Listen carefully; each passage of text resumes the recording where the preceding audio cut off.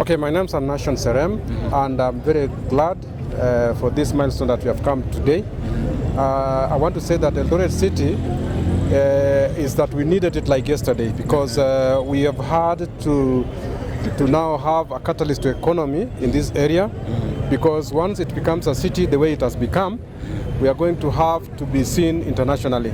For instance, if you look at the Eldoret airport, for example, we are going to have to expand it so that I will be now traveling to see my kids in abroad, like in America, right from Eldoret airport and land the same place. You see now, that's the beauty about having to elevate it to the city status.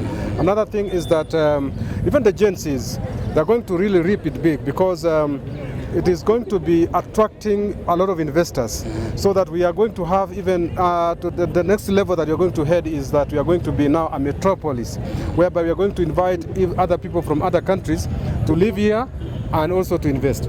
So if somebody like from China, for example, comes around and sets up a factory that will be dealing with production of mobile phones, like Samsung, for example, all of these guys will be working in there, and they'll be having money in their pockets. So there'll be no movement, there'll be no running around.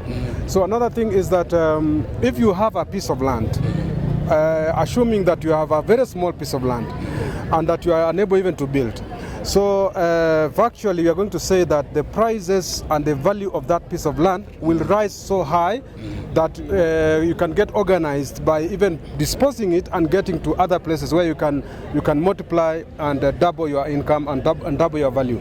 So that is what we are saying, that perhaps also the infrastructure is going to change, because we are going to have highways and super highways, the way Nairobi is, the way Lagos is, and other major cities. So this is a very nice thing. We are also going to have a huge population, and by so doing we are also going to have to attract a huge market, so that any business that you start, you are going to have instant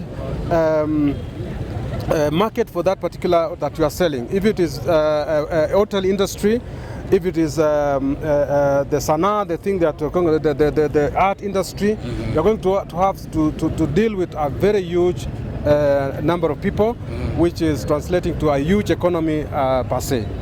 So that is what I can say. Okay, are you a tenant, landlord, or both? I am a landlord, I'm a tenant, I am a father, I am a businessman, I am a philanthropist. I do so many things. While I'm here, I see a lot of opportunities. What we have been lacking is that goodwill, because at times you can see, for example, if you have a t-shirt right here in Eldoret, which is written Las Vegas, for example, that t-shirt is going to cost 2,000 shillings and somebody will buy. Today, if you are going to have a t-shirt written Eldoret City or City of Eldoret, you are going to have to sell it almost the same value, because at least the status has risen.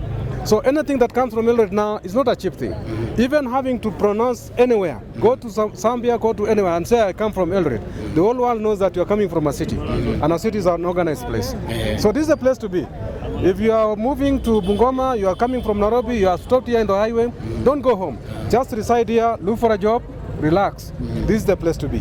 Now, most people have been talking to a majority of them are tenants. Yes. Now, I'd like you to talk from a landlord's perspective. Okay, from the land? Now, the question is this.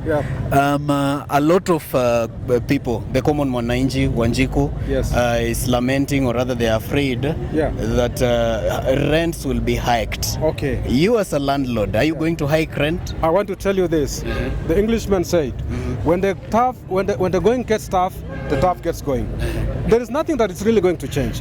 What happens is that if we are going to have lucratively high value housing within the CBD, it is just good manners for you to think and go right in the periphery or in the suburbs. You'll still get houses there.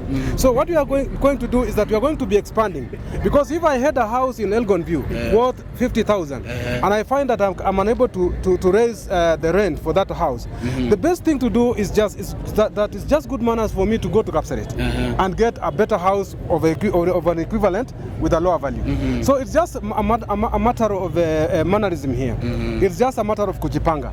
Our president normally says kujipanga. Yeah. So that is exactly what will happen. Okay. Otherwise, nothing has ever been expensive anyway in this world. because you hear that our forefathers were buying land at 7 shillings per acre. It was expensive. Right now it is 1 million per acre. It is still expensive, but you see guys buying. Tomorrow it will be 10 million per acre, and guys are still buying. So never fear about anything to do with value. You only need to position yourself, locate yourself very well. If the place is not for you, just go to your right place and operate right.